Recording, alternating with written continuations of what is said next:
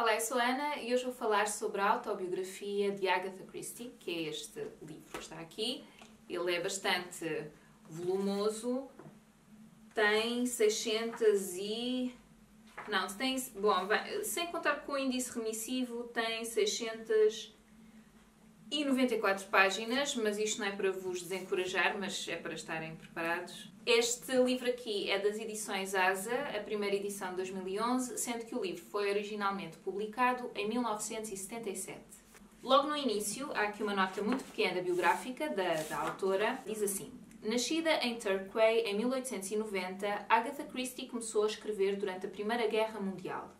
Entre romances de mistério, poesia, peças para rádio e teatro, contos, documentários, uma autobiografia e 6 romances publicados sob o pseudónimo de Mary Westmacott, é autora de cerca de 300 obras. No entanto, foi sempre uma pessoa bastante reservada e, apesar de Hercule Poirot e Miss Marple serem personagens conhecidos em todo o mundo, a autora era para os seus leitores um enigma que apenas a publicação da sua autobiografia veio desvendar.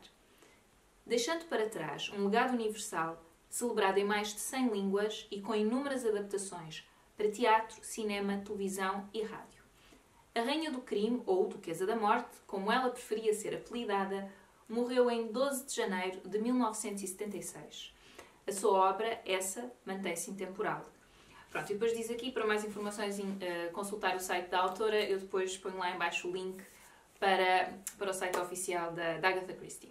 Logo aqui no prefácio temos um pequeno texto dos editores da Agatha Christie, que editaram os seus livros durante 50 anos. Portanto, ela inicialmente, quando começou a escrever, teve numa editora e foi uma experiência que não lhe correu nada bem, porque eles aproveitaram-se do facto de ela ser bastante ingênua na altura em que começou e ter assinado um contrato sem ler exatamente aquilo a que se estava com que se estava a comprometer. E uns anos mais tarde assinou com outra agência e são os editores dessa agência que escrevem este prefácio. E eu vou só ler o iniciozito. Eu acendi aqui a luz, mas não sei se faz muita diferença. Ok. Diz assim: Agatha Christie começou a escrever este livro em abril de 1950. Terminou-o cerca de 15 anos depois, quando tinha já 75 anos de idade. Qualquer livro escrito ao longo de um período tão extenso contém inevitavelmente certas repetições e inconsistências que foram retiradas. Ok, então ainda foram retiradas coisas daqui. No entanto, não se omitiu nada importante. Em termos de substância, esta é a autobiografia final que ela teria desejado. Pronto. Então, quando ela começa a escrever a autobiografia, tem 60 anos. E começa em 1950. E logo aqui, no prólogo, portanto, aparece essa introdução feita pela própria Agatha Christie, que ela escreve em Nimrud, no Iraque. Portanto, ela nesta altura está lá numa escavação com o marido da altura, que é o Max, e então é lá que ela começa a escrever. Ela acompanha o seu... Aliás, ela vai ao Médio Oriente antes... Eu estou a começar pelo fim. Vamos começar pelo início. Há uma coisa que acontece neste livro, que é a Agatha Christie fala de várias alturas da sua vida. Ela faz um percurso, cronológico, apesar de não referir datas, quase nunca. Aliás, eu não sei se ela em alguma altura refere datas. Eu tive que ir pesquisar no site dela, não sei o quê, confirmar algumas coisas, para depois fazer aqui este vídeo. Eu não acho que seja necessário para o livro, para quem tem curiosidade em conhecer melhor esta escritora. Mas para fazer aqui o vídeo achei que fazia sentido ver algumas datas, algumas referências, ter algumas referências de datas para vocês se situarem. Pronto. Então ela faz um percurso algo cronológico, portanto, começando na infância e continuando até quando ela acaba o livro, portanto, na altura em que ela termina o livro, e dá imensos pormenores. Fala de episódios muito concretos, muito pormenorizados, sei lá, quando vai comprar um gelado com a ama, quando vai passear não sei com quem, quando tem uma briga não sei com quem. Portanto, ela devia ter uma memória prodigiosa, porque lembra-se de muitos pormenores de determinados episódios da vida dela, e eu isso achei curioso. Por outro lado, apesar dela seguir mais ou menos esse fio cronológico, muitas vezes, enquanto está a relatar algo que se passou há 40 anos, faz uma ligação assim rápida com o presente. Eu vou-vos dar um ou outro exemplo aqui. Então torna-se um livro um pouco confuso de explicar. Vamos lá. Mas nós entramos mesmo na vida da Agatha Christie, apesar de eu achar por vezes que o tom dela é muito blasé. O que é que eu quero dizer com isto? Que ela não... Eu vou dar um exemplo muito concreto. Ela fala de alguns amigos que foi conhecendo ao longo da vida, um que é o Belcher, que era um colega de trabalho do primeiro marido da Agatha Christie, o Archie. Eles fizeram uma viagem de cerca de 1 ano com esse senhor por uma série de sítios exóticos e ele era completamente insuportável, pelo que deu a entender. Estava mal disposto, tinha que indispor toda a gente à volta dele. E ela conta episódios da vida desse senhor com muito pormenor, e não só dele, mas, ou seja, pinta um retrato dele em que tu percebes que ele era chato, era insuportável, era egoísta, narcisista, era assim uma pessoa, enfim. Mas depois diz, mas ele até era querido, nós até gostávamos dele, e nós até, isso não tem mal nenhum, isso não tem... É esse tipo de blasé, mas não só. Há outros exemplos. Foi uma sensação com que eu fiquei desta autobiografia. Eu devo dizer que não fiquei com uma imagem muito favorável da Agatha Christie, ok? Mas é assim, como é que eu te explicar? Eu leio os livros dela, policiais, porque eu gosto muito e acho que estão muito bem escritos. Acho que são acessíveis, mas estão bem escritos. É importante encontrar uma boa tradução. Hoje em dia pode-se facilmente encontrar uma má tradução, mas de uma maneira geral... Se formos às edições mais antigas, não quero ser assim mazinha, mas pronto, são as que eu conheço que acho que têm as traduções melhores. São bons livros, entretêm e não são estupidificantes. Ensinam-te qualquer coisa sobre o relacionamento entre as pessoas, enfim, sobre a psicologia, vamos lá, que está por trás de alguns comportamentos que nós se calhar julgamos como sendo uma coisa e que afinal depois são outra coisa.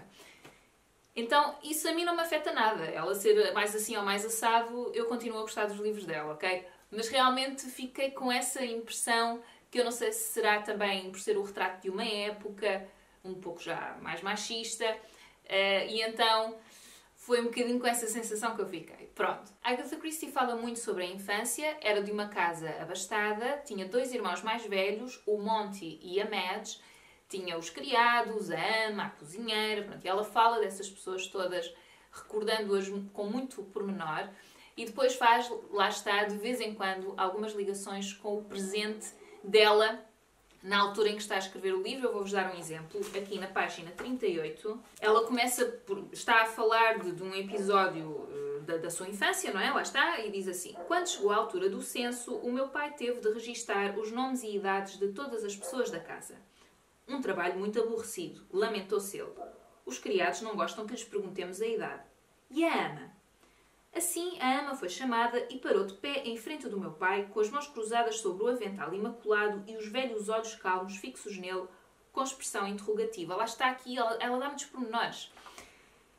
Portanto, como vê, explicou o meu pai, depois de um breve sumário do que era um censo, tenho de escrever a idade de todos. O que é de escrever para si? O que desejar, senhor? Respondeu a ama educadamente. Sim, mas tenho de saber. O que achar melhor, sir? A ama não estava disposta a deixar-se intimidar. Uma vez que o meu pai calculara que ela devia ter pelo menos 75, arriscou nervoso. 59, por aí, uma expressão de dor atravessou o rosto enrugado. Parece mesmo assim tão velha, sir? Perguntou a ama num tom melancólico. Não. Bom, então o que é de dizer? A ama voltou ao seu refrão. O que considerar correto, sir, disse com dignidade. O meu pai escreveu então 64. A atitude da ama ainda tem os seus ecos nos dias de hoje.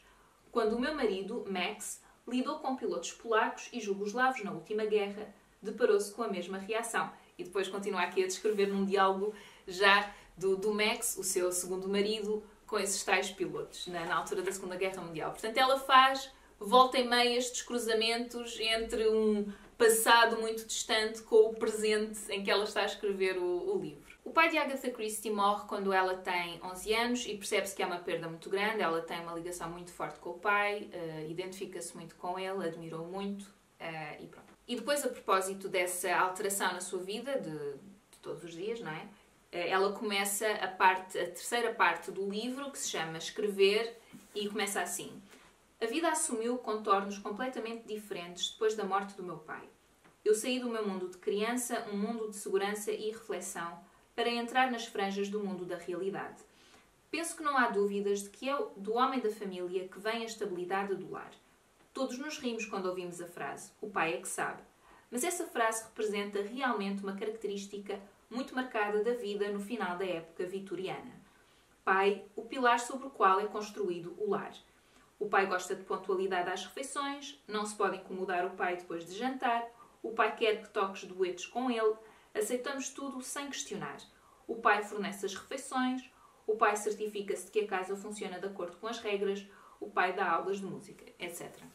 Portanto, era disto que eu estava a falar. Portanto, eu acho que ela retrata muitas vezes a época em que viveu e a sociedade patriarcal em que vivia e em que vivemos também, em grande medida hoje, mas não de forma tão extremada como nesta altura. Só que depois ela concorda com algumas destas visões e é com isso que eu tenho assim alguns problemas.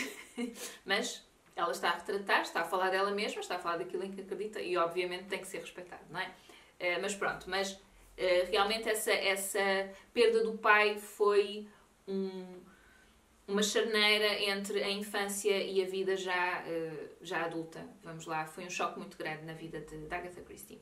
Depois aqui mais à frente, já na página 165, ela fala de quando escreve o seu primeiro texto, também com 11 anos, que era a propósito de uns elétricos, e ela escreveu para um jornal local e foi publicada, e dizia assim: quando os carros elétricos passaram pela primeira vez, em toda a sua glória escarlate, correu bem, mas antes do dia acabar, a história era outra. Pronto.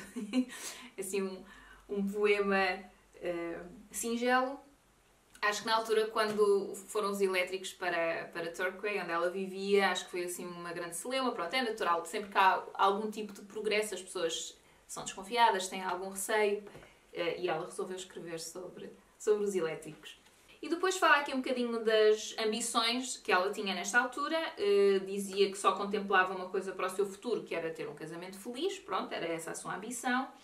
E depois também tem aqui uma curiosidade, porque ela fala de ansiedade. Isto em 1950, quando ela escreve isto, não é? Quer dizer, mas ela até... Deixa ver. Lá está, ela fala disto algumas vezes. Portanto, ela diz assim: na verdade eu só contemplava uma coisa para o meu futuro, um casamento feliz. Em relação a isso estava totalmente autoconfiante, bem como todas as minhas amigas. Estávamos conscientes de toda a felicidade que nos esperava, ansiávamos por amar, por ter quem cuidasse de nós, nos estimasse e admirasse. Portanto, é uma coisa assim um bocadinho machista, mas pronto. E tencionávamos fazer as coisas à nossa maneira, em tudo o que fosse importante para nós, mas sempre pondo em primeiro lugar a vida, carreira e sucesso dos nossos maridos, como era o nosso orgulhoso dever de esposas. E depois continua assim: não precisávamos de comprimidos para animar nem de sedativos. Tínhamos fé e alegria na vida. Tínhamos os nossos desapontamentos pessoais, mas de uma maneira geral a vida era divertida. Talvez seja também divertida para as raparigas hoje em dia, mas certamente que não parecem estar a divertir-se. No entanto, um pensamento oportuno, talvez gostem da melancolia. Algumas pessoas gostam. Talvez gostem das crises emocionais. E depois fala aqui um bocadinho da ansiedade. Diz: talvez gostem até da ansiedade. Não há dúvida de que é isso que temos hoje em dia, ansiedade. As minhas contemporâneas viviam muitas vezes com dificuldades financeiras e não podiam ter um quarto das coisas que queriam. Então, porque nos divertíamos tanto. Portanto, há aqui algum saudosismo também de épocas passadas. O que eu acho curioso aqui é estar a falar de uma doença ou de um estado de alma, ou enfim, nem sei o que é que lhe chamar, é uma doença. Se for em excesso, é uma doença. Que começa a assolar as pessoas cada vez mais novitas, crianças que têm muito medo de falhar nos testes, adolescentes e por aí fora até a idade adulta. E acho que é um problema de hoje em dia, da nossa sociedade. Ansiedade e depressão muitas vezes estão ligadas. Achei curioso ela falar disso aqui, mas lá está, com aquele tom um bocadinho saudosista do género: nós antigamente, como só tínhamos que nos preocupar com os nossos maridos, estávamos bem e éramos felizes, e agora não. Pronto. Foi assim mais ou menos que eu interpretei. E depois, ainda dentro desta temática do machismo, eu vou só ler aqui mais alguns parágrafos. Não é muita coisa, pronto, é aqui na página 171. E depois não volto a falar do assunto, ok? Há muitas outras coisas que se passam na vida da Agatha Christie, mas eu queria, de certa forma, explicar porque é que fiquei assim com uma imagem dela que não me é muito simpática, apesar de entender que é é o retrato de uma época e tem a ver com a forma como ela foi educada e sei lá, e... Bem, não tem que haver assim...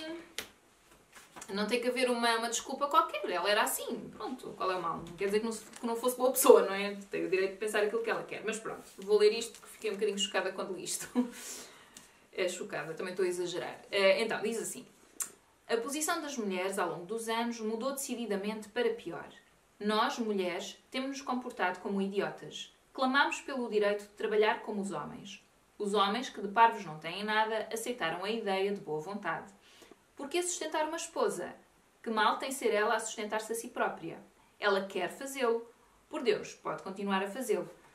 Parece triste que depois de nos termos estabelecido de forma tão inteligente como o sexo fraco, estejamos agora mais ou menos em pé de igualdade com as mulheres das tribos primitivas que trabalham nos campos o dia inteiro, caminham quilómetros para apanhar lenha e na viagem carregam à cabeça todas as panelas, tachos e equipamentos domésticos, enquanto o macho belo e decorativo as precede, sem qualquer carga, a não ser uma arma mortífera para defender as suas mulheres. Temos de reconhecer o mérito das mulheres vitorianas. Elas tinham os homens onde os queriam. Estabeleceram a sua fragilidade, delicadeza e sensibilidade. A necessidade constante de serem protegidas e apreciadas. Levariam vidas miseráveis, servis, pisadas e oprimidas. Não é assim que eu me recordo delas. Todas as amigas da minha avó me parecem, em retrospectiva, ter sido mulheres singularmente joviais e conseguiam quase sempre aquilo que queriam. Eram duras, obstinadas e admiravelmente cultas e informadas. Pronto. Eu pensei um bocado nisto de as mulheres dependerem dos homens e não sei o quê. É claro que se o homem fosse uma fofura e muito quiducho, não é? Muito manipulável, enfim. Pronto, se calhar a mulher estaria muito confortável. Quando precisasse de alguma coisa pedia dinheiro ao homem, ele dava sem questionar, isso, enfim, estaria nas 7 quintas. Eu não digo que não, ok? Nem todas as mulheres quererão estar dependentes financeiramente de outra pessoa, seja marido, seja quem for. Mas enfim, essas que não se importam, é uma posição bastante confortável. Mas por outro lado, nem todos os homens são compreensivos e com certeza muitos homens usaram dessa posição de poder para subjugar e para submeter as suas mulheres, filhas, etc., a toda a casta de atrocidades. Portanto, ela aqui está a fazer uma generalização que eu acho que é muito injusta, apesar de ser o retrato da época, blá blá blá, mesmo assim acho que é bastante injusto. Mas não volto a falar disto do machismo, já acabou, vou passar à frente. Em 1913, ela tem as primeiras aulas de primeiros socorros e de enfermagem, portanto, ela quer ajudar na guerra, já estão a antever o início da Primeira Guerra Mundial, em 1914, e então ela trabalhou como enfermeira, ajudando soldados convalescentes, ingleses, em Torquay, Inglaterra. Também trabalhou como farmacêutica num dispensário, sendo que na altura os farmacêuticos é que misturavam os compostos dos medicamentos. Ela tem esses conhecimentos todos dos venenos e como eles atuam no organismo, no corpo, por causa disso, por causa desse trabalho todo que fez na Primeira Guerra Mundial e na Segunda Guerra Mundial acho que também fez. E depois aqui na página 331, eu tenho aqui o livro e vou consultando, ela escreve assim: foi enquanto trabalhava no dispensário que pensei pela primeira vez em escrever uma história policial. No dispensário havia uma alternância entre períodos muito ocupados e outros mais calmos. Portanto, dava-lhe para ela começar assim a magicar nessas coisas. A ideia estava na minha mente desde o desafio de Madge. Portanto, a Madge, a irmã mais velha de Agatha Christie, desafiou-a a dada altura a escrever um livro, não é? Já agora um policial. Já não sei bem porque um policial especificamente. Mas foi esse o desafio. E a Agatha Christie, aparentemente, quando estava no dispensário, por alturas da Primeira Guerra Mundial, andava a magicar, andava a pensar nisso. E depois acaba por dar aqui algumas dicas, não é? Porque ela depois anda sempre entre o presente e o passado e dá-se umas dicas de quem está ou quer escrever uma história policial. E diz assim: o verdadeiro segredo de uma boa história policial é que tem de ser alguém óbvio, mas que ao mesmo tempo, por qualquer razão, se descubra que afinal não é nada óbvio, que não pode ter sido aquela pessoa. Embora, na realidade, claro, tenha de facto sido ela. E depois aqui na página 333 dá outras dicas. Decidi de uma vez por todas que não adianta pensar em pessoas reais. Temos de criar as nossas próprias personagens. Alguém que vimos num elétrico, ou num comboio, ou num restaurante, é um possível ponto de partida, porque nesses casos podemos inventar qualquer coisa sobre eles. Portanto, ela não quer usar uma pessoa real que ela conheça, com quem converse, não. Tem que ser uma pessoa imaginada, mas por outro lado, inspirada em alguém que ela viu e que por, sei lá, traços do rosto, a forma como está sentada, a forma como fala, o tom de voz, que a inspire depois na criação da personagem. Mas conhecer a pessoa pessoalmente está fora de questão. E eu achei isso engraçado. Ela refere isso algumas vezes aqui no livro. Mas quando estava a pensar o que é que eu vou criar, sobre o que é que eu vou escrever, é quando surge o Poirot. E então ela escreve assim. Está à procura de se é um detetive mais novo, um detetive mais velho, como é que ele é, quem é que ele é. E ela escreve. Lembrei-me dos refugiados belgas. Tínhamos uma colónia bastante grande de refugiados belgas a viver na paróquia de Tor. E se fosse um agente da polícia refugiado? Um polícia aposentado? Um homenzinho metódico? Conseguia vê-lo como um homenzinho metódico, sempre a arranjar as coisas, a gostar das coisas aos pares, a gostar mais de coisas quadradas do que redondas, etc. Não sei por que motivo me decidi por Poirot, se me veio simplesmente à cabeça ou se foi algo que vi no jornal ou escrito em qualquer lado. Seja como for, ocorreu-me. Combinava bem. Hercule Poirot. Soava bem. Estava decidido, graças a Deus. Atenção, eu estou a salto de umas linhas para outras linhas, ok? Para resumir, olha, agora está a ficar muito claro. Salto um bocado de linhas para linhas, pronto, para também não vou ler tudo. Mas fala aqui então de como é que ela se lembrou de Hercule Poirot, do detetive mais conhecido das histórias de Agatha Christie. Em 1914, Agatha Christie casa-se com Archie. Em 1919 tem a sua única filha, Rosalind, cujo filho, que se chama Michael, acho que é Michael, sim, é agora, penso que será a pessoa que está agora a tomar conta do legado de Agatha Christie. Bom, em 1926, a mãe de Agatha Christie morre e Archie pede o divórcio. Ele estava envolvido com uma pessoa que ela conhecia, mas não eram assim amigos, que é acho que é Nancy Neal, e ele, pronto, enfim, envolveu-se com ela e decide pedir o divórcio. Isto, como é compreensível, a acontecer tudo na mesma altura, ela foi-se muito abaixo com a morte da mãe e depois, de repente, o marido que ela tanto amava pede-lhe o divórcio, assim um bocado de surpresa. Ela vai-se muito abaixo e há um episódio que na altura é muito mediático, mas de que ela não fala aqui no livro. Ela não se lhe refere em nenhuma altura. Portanto, ela fala um bocado que estava muito em baixo, tem que ir à casa da mãe arrumar as coisas. Não percebi muito bem porque é que vai sozinha, porque é que a irmã também não a ajuda. O irmão está muito ausente. Eu não sei se ele nesta altura já não está morto, mas sempre foi uma pessoa bastante ausente. E quando não estava ausente só dava problemas. Pronto, enfim, mas... não percebi muito bem, mas ela foi para lá sozinha e percebe-se pela descrição que ela faz dessa época que ela estará com uma espécie de esgotamento ou com uma depressão, bom, enfim, muito desnorteada e acho perfeitamente compreensível, pronto. E entretanto lá está, o Archie pede-lhe o divórcio e ela, num fim de semana em que ele vai passar a casa da amante, ela a dada altura desaparece de casa. Portanto, isto foi o registro que eu encontrei na internet, porque lá está, ela aqui não fala disso. Portanto, ela desaparece de casa, deixa uma carta a dizer que vai para o Yorkshire. O carro dela é encontrado, não sei, perto da casa deles, ou não sei muito bem onde, mas é encontrado com roupas lá dentro e assim meio acidentado. Eu não consegui pesquisar bem a tradução, mas penso que teria assim subido o passeio. Percebeu-se que aconteceu ali qualquer coisa. Ela não estava lá, esteve desaparecida durante 10 dias. Durante esses 10 dias houve muita especulação na imprensa. Houve amigos dela, escritores também na altura, que tentaram encontrá-la e tentaram ajudar. Na imprensa apareceram relatos muito menos simpáticos, a dizer que era um golpe de publicidade, porque ela nesta altura já era uma escritora bastante conhecida. Portanto, que seria um golpe de publicidade ou que ela desapareceu para tentar culpar o marido, porque nesta altura já se deveria saber que eles estavam separados.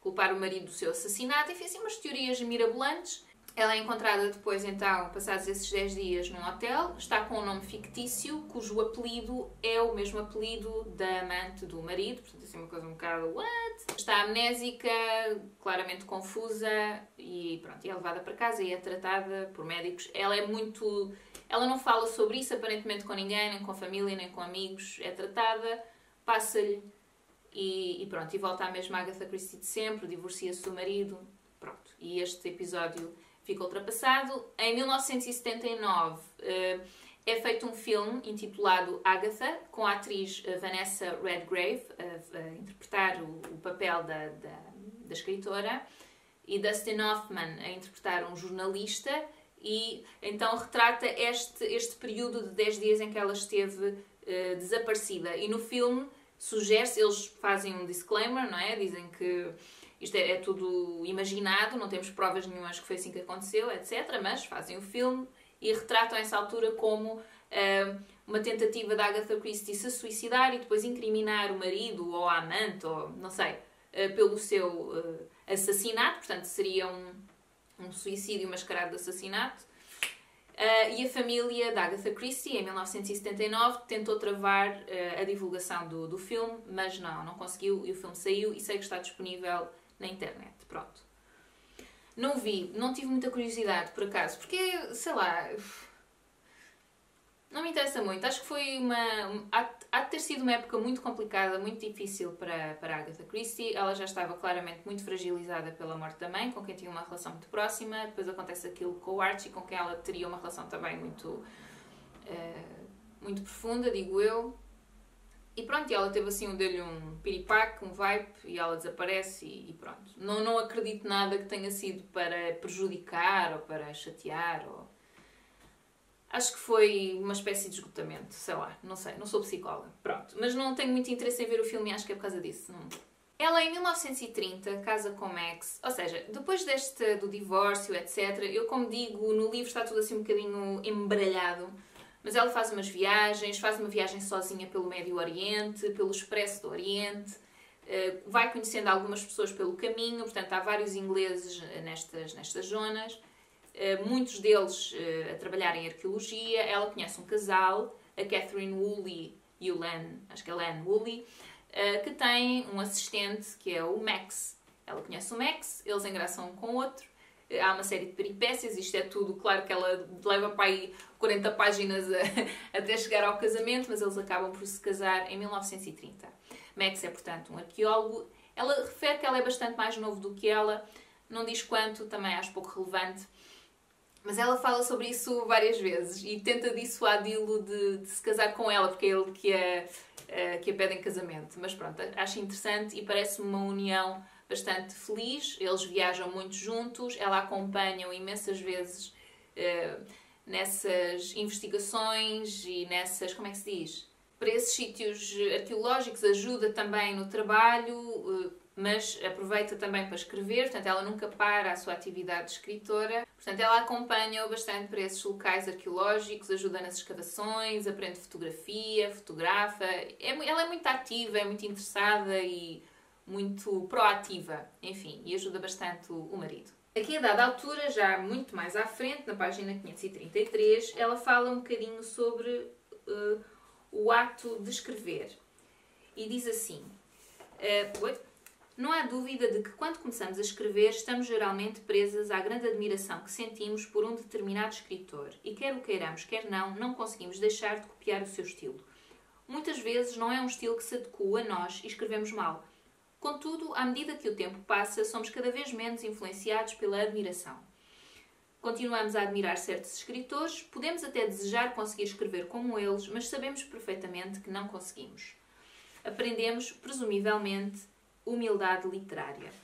Se eu fosse capaz de escrever como Elizabeth Bowen, Muriel Spark ou Graham Greene, daria pulos de felicidade, mas sei que não sou e nunca me passaria pela cabeça tentar copiá-los.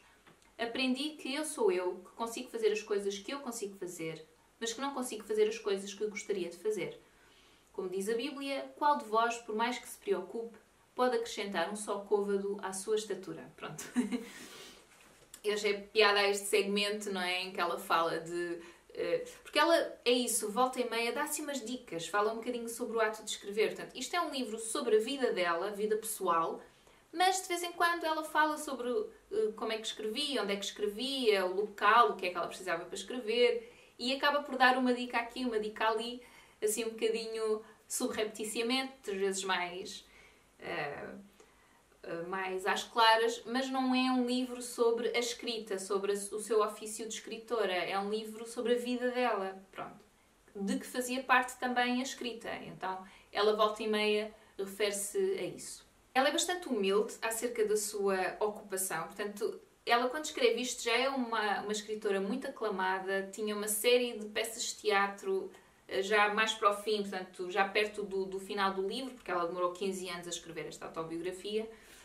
Já tinha feito peças de teatro, já tinha livros adaptados a filmes, já tinha livros publicados em não sei quantas línguas. Portanto, ela é muito aclamada e nota-se já em 1926, aquela coisa toda mediática desse episódio mais triste da vida dela, que era uma pessoa já muito aclamada, mas ela é muito humilde quando fala dela mesma, sobre o seu ofício de escritora. E então eu vou-vos ler aqui um bocadinho do que ela diz sobre o assunto. Isto é na página 562. As minhas atividades literárias nesse período parecem curiosamente vagas na minha memória. Não creio que mesmo na altura me considerasse ainda uma escritora bona fide. Escrevia coisas, sim, livros e contos, eram publicados e eu começava a acostumar-me ao facto de poder contar com eles como uma fonte de rendimentos concreta. Porém, quando estava a preencher algum impresso e chegava à linha para ocupação, nunca me ocorreria escrever outra coisa senão o habitual, casada. Eu era uma mulher casada, era esse o meu estatuto e era essa a minha ocupação. Como o biscate, escrevia livros. Nunca atribuía à minha escrita o nome grandioso de carreira. Se alguém me o tivesse sugerido, teria achado ridículo. Pronto. Eu é que acho ridículo que ela não considere carreira, não é? Quando ainda por cima ela ganha e ganhava dinheiro com os livros que escrevia, não é? Mas pronto, mas achei interessante. Eu acho que aqui há talvez uma passagem, não é? De uma altura em que as mulheres é isso, a ocupação delas era serem casadas e tratarem do marido e dos filhos, e mulheres de carreira. E eu acho que porque ela vive a vida de uma mulher de carreira, não é? E vai decidindo, e viaja, e acompanha, quer dizer, ela raramente tem a filha com ela, aliás, desde muito cedo que a filha vai para uma escola, para um colégio, portanto, acho engraçado que entre aquilo que ela diz e aquilo que foi realmente a vida dela, eu acho que há alguma contradição. E depois, finalmente, fala do surgimento da Miss Marple, e eu achei curiosa a forma como ela surgiu, aqui já na página 565 até à 568, e é óbvio que eu não vou ler as 4 páginas, vou só ler assim muitos coisas, porque ela deixa uma dica aqui, uma pista aqui, depois deixa outra pista ali. Enfim, então vá.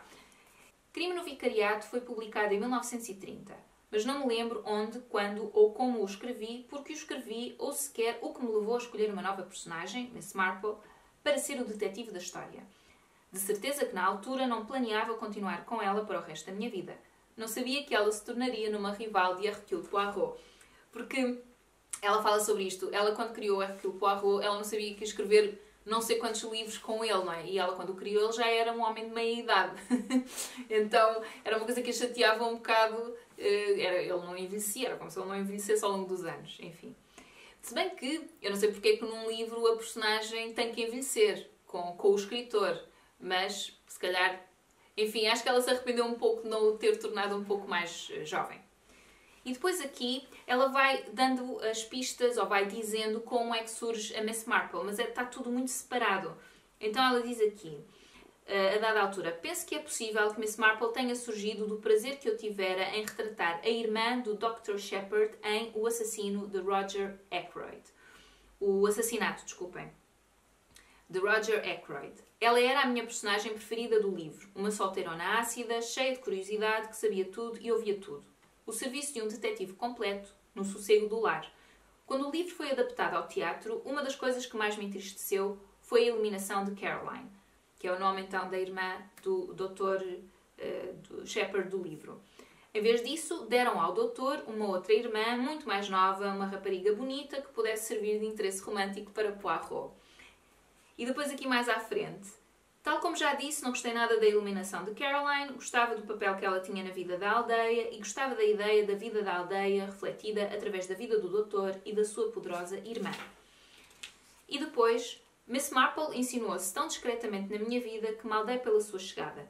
Escrevi uma série de 6 contos para uma revista e escolhi 6 pessoas que pensei que poderiam encontrar-se uma vez por semana numa aldeiazinha para falar sobre um crime por resolver. Comecei com Miss Jane Marple, o tipo de velhota que seria bastante parecida com algumas das amigas da minha avó em Ealing. senhoras de idade que encontrei em tantas aldeias onde estive quando era jovem. Miss Marple não era de forma alguma um retrato da minha avó. Era muito mais exagerada e solteirona do que ela. Apesar de ser uma pessoa animada, esperava sempre o pior das pessoas e geralmente com uma precisão quase assustadora. Provava-se que tinha razão. Portanto, houve aqui uma série de influências que ajudaram na criação da Miss Marple. A propósito disto de adaptarem um livro para o teatro e depois retirarem, substituírem, neste caso, uma personagem por outra muito mais nova para haver um interesse romântico com Poirot, que não era assim uma personagem que tivesse grande interesse nessas coisas, é algo que a amargurou um bocado. E então, aparentemente, ela começou a escrever ou começou a adaptar os seus livros para peças de teatro por estar um bocado insatisfeita com a forma como os livros dela eram adaptados por outros dramaturgos. Portanto, terá partido um bocado daí. E depois fala aqui a dada altura sobre os alvores do nazismo, foi algo que me impressionou um bocado. Pronto, ela passou 2 guerras mundiais, não é? E fala aqui muito de estar em Londres a ajudar, portanto ela estava a ajudar num hospital, das bombas, do medo de apanhar com uma bomba à meia da noite. Eu não faço ideia do que será uma coisa dessas, espero que nunca venha a saber, obviamente, mas parece-me algo muito, muito angustiante. Ela não fala disso de forma... Ela até é bastante... Tem uma forma muito pragmática de escrever sobre o assunto, muito, sei lá, muito prática, enfim. Teve uma outra sorte, ela comprava muitas casas, era uma paixão que ela tinha, comprar casas, depois arrendar, não sei o quê. E ela perdeu uma série de apartamentos dessa maneira. Um deles, com tanta sorte, foi bombardeado, com tanta sorte que era onde ela e o Max estavam a viver, eles não estavam lá nesse fim de semana. Portanto, ou nesses dias, não sei se era um fim de semana. Portanto, teve muita sorte. Se bem que ela no próprio texto refere que onde eles dormem, onde eles dormiam, o apartamento não ficou danificado, portanto sobreviveriam. Enfim, não se livravam do susto, não é? E do risco de algo pior acontecer. Portanto, ela retrata, ela fala sobre isso. Ela fala sobre as guerras, sobre aquilo que sentia, sobre o que via à sua volta. Portanto, enfim, não é assim um retrato só idílico com coisas fofinhas, não é? E então, a dada altura, na página 608, eu já estou assim a chegar mesmo ao fim, estou aqui nesta página, ela fala um pouco sobre o alvor do nazismo. Ela diz assim: lembro-me de uma última coisa que foi como um pronúncio do que se avizinhava. Estávamos a tomar chá em casa do Dr. Jordan, em Bagdade. Ele era bom pianista e estava nesse dia a tocar-nos Beethoven. Tinha uma bela cabeça e, enquanto olhava para ele, pensei que era um homem maravilhoso. Sempre me parecera gentil e atencioso. Depois alguém mencionou, em tom casual, qualquer coisa sobre os judeus. O rosto dele alterou-se de uma forma extraordinária que eu nunca tinha visto em ninguém. Não estão a compreender, disse ele. Talvez os nossos judeus sejam diferentes dos vossos. Eles são um perigo. Deviam ser exterminados. Não há solução melhor do que essa. Olhei para ele incrédula. Estava a falar a sério. Era a primeira vez que eu tinha algum indício do que se viria a passar mais tarde na Alemanha. Suponho que as pessoas que lá tinham estado já estariam a perceber-se naquela altura. Mas para as pessoas normais, em 1932 e 1933, havia uma total ausência de conhecimento. Nesse dia, enquanto estávamos ali sentados na sala do Dr. Jordan e ele tocava piano, vi o meu primeiro nazi. E descobri mais tarde que a sua mulher era ainda mais fanática do que ele. Ele tinha um dever a desempenhar, não só como diretor de antiguidades ou representante do seu governo, mas também para espiar o seu próprio embaixador alemão. Há coisas na vida que nos deixam verdadeiramente tristes quando conseguimos forçar-nos a acreditar nelas. Portanto, ela passou por coisas, desde a sua vida pessoal, aquela questão do primeiro casamento, as 2 guerras, as 2 grandes guerras, a morte do pai quando ela era tão nova, e a mudança que houve na vida dela. Eu não falei muito sobre isso, mas houve uma grande mudança na vida dela. Ele já estava com algumas dificuldades financeiras no final de vida do pai. Portanto, ela passou por muita coisa.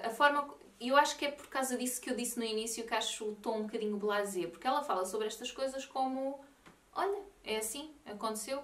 Que eu não acho nada de especial, se calhar até é o mais saudável, porque é um facto, aconteceu. E a maior parte destas coisas, aliás, destas de que eu falei, nenhuma delas ela controlava. Foi a vida a acontecer à volta dela. A vida e a morte. Enfim. E aqui, a dada altura, na página 614, ela fala de quando escreveu o seu primeiro livro não policial. E então diz assim, isto é um parágrafo muito pequeno: o que eu queria fazer agora era escrever algo que não fosse um policial. Assim, apesar de me sentir um pouco culpada, gostei bastante de escrever um romance chamado O Gigante, que é de 1930. Era maioritariamente sobre música e denunciava aqui e ali que eu sabia pouco sobre o assunto de um ponto de vista técnico.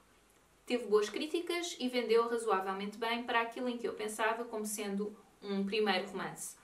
Usei o nome Mary Westmacott e ninguém sabia que fora eu a escrevê-lo. Consegui manter esse segredo durante 15 anos. Há algumas coisas curiosas neste livro. Uma é que ela lembra-se com muito pormenor da altura em que escreveu alguns dos seus livros, policiais ou não policiais, peças de teatro. E eu acho isso muito interessante. Não sei, eu acho que ela realmente devia ter uma memória espetacular. Não nos dá datas, portanto ela não diz em 1900 e não sei o quê, escrevi, estava não sei onde. Ela não dá datas. Mas diz um dia estava sentada, olha lá para fora, a paisagem estava assim, tipo, ela lembra-se de tudo. E decidi escrever tal. Ou aconteceu isto e eu lembrei-me, posso usar esta pessoa como personagem para tal. Portanto, ela tem essa memória prodigiosa para quando escreveu livros, quando escreveu peças de teatro, etc. E depois outra curiosidade que eu também achei engraçada é que ela oferecia a amigos e a familiares o que eu acho que deveriam ser os direitos de autor. Portanto, ela fala de lucros, não sei se lucros, direitos de autor, não sei muito bem, mas vou dizer direitos de autor para simplificar. E imaginemos, ofereceu de uma peça de teatro ao seu neto, que acho que foi uma peça que teve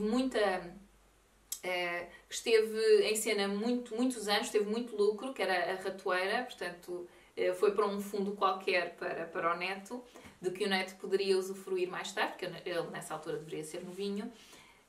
Uma também para os direitos, acho que era de um filme que foram para a filha, deixa-me confirmar. Sim, portanto ofereceu à filha, a Rosalind, parte dos direitos cinematográficos do livro, cinematográficos do filme Testemunha da Acusação. Pronto, e eu achei isso interessante, em vez de dar dinheiro, dar direitos, não é? Que depois estão ali a render durante bastante tempo. No caso da Agatha Christie, que era uma escritora muito reconhecida e muito famosa e que teve imensos livros adaptados ao cinema, a séries de televisão. Aliás, aproveito para dizer, soube há bocado quando estava no site da Agatha Christie, que um dos livros, o Ordeal by Innocence, que eu não sei qual é o título em português, que vai ser adaptado para uma TV-série na BBC One a partir de dia 1 de Abril.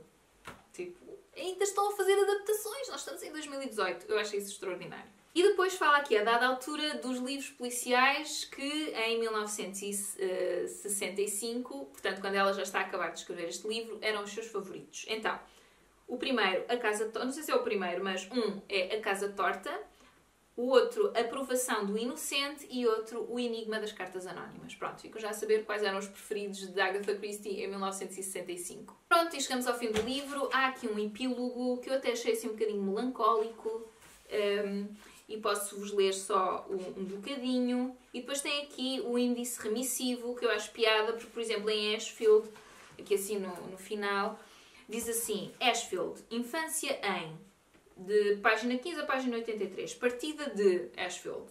Páginas isto. Após a morte do pai. Regresso de Monty a Ashfield. Portanto, regresso do irmão. Na morte da mãe. Portanto, eu acho este índice assim super pormenorizado. Só uma curiosidade. Pronto. Então, para terminar, vou ler só aqui um bocadinho do epílogo. Diz assim, e aqui vou respeitar, posso saltar de um parágrafo para outro, mas vou respeitar o que ela escreveu. A vontade de escrever a minha autobiografia surgiu-me de súbito na minha casa em Nimrut. Beit Agatha, portanto, Beit Agatha seria o nome da casa. Olhei para o que escrevi e estou satisfeita. Fiz o que queria fazer. Tenho estado numa viagem. Não tanto uma viagem para trás, pelo passado, mas uma viagem para a frente, recomeçando de novo no princípio, depois de recuar até ao eu que viria a embarcar nessa viagem em frente através do tempo. Não me deixei limitar por espaço ou tempo, consegui demorar-me onde quis, saltar para trás e para a frente como me apeteceu. Recordei, suponho, aquilo que quis recordar, muitas coisas ridículas por nenhuma razão lógica. É assim que somos feitos, nós, as criaturas humanas. E agora que cheguei aos 75 anos de idade, parece a altura certa para parar. Porque no que diz respeito à vida, é tudo o que há a dizer. Vivo agora, em tempo emprestado, a aguardar na antecâmara a chamada que chegará inevitavelmente. E depois, Partirei para o que se segue, seja lá o que for. Felizmente não temos de nos preocupar com isso. E pronto, e ela continua por aqui abaixo, mas depois lá vem aquele seu lado mais blasé, que diz assim: claro está, é muito bonito escrever estas palavras gloriosas. O que realmente acontecerá é que eu provavelmente viverei até aos 93 anos de idade, dando com toda a gente em doida, etc, etc, etc. Pronto. E ela tem este sentido de humor, que eu acho que é algo que perpassa bastante nos livros dela e que também surge na autobiografia, como é natural. Pronto, vou-me calar, já estou a sentir assim a garganta um bocado cansada de eu tanto falar, ou a garganta ou as cordas vocais, não sei bem. Espero que tenham gostado desta apreciação da autobiografia. Espero que tenham a oportunidade de ler. Uma coisa que eu me esqueci de dizer, lembrei-me agora, é que isto tem aqui fotografias. Tem fotografias dos irmãos da Agatha, da própria Agatha, quando era jovem, do Archie. Portanto, estão aqui espalhadas pelo livro do primeiro marido, do segundo marido, da vida dela no Médio Oriente, daqui da filha com o neto. Portanto, tem... Não é Michael, é Matthew. Opa, o neto chama-se Matthew, desculpem. E está aqui, Matthew, já em 2009, com o gravador da Agatha Christie. Depois estão aqui retratos pintados. Aqui, eu quando era criança, retratada por Conran. Aqui.